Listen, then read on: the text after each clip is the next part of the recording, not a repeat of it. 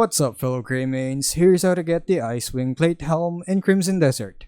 Are you searching for an ominous looking helm? You might love this one. Now before we go further, to get this item you'll need the Focused Force Palm ability, which you can only unlock when you're in Chapter 4 of the main questline. The Icewing Plate Helm gives Cliff 7 points of defense with Daze immunity. It's also got an Abyss gear that provides another 3 points of defense. The item is inside the area of Payloon, right at this X mark below the letter I, and south of the Sanctum of Solace, just before the river.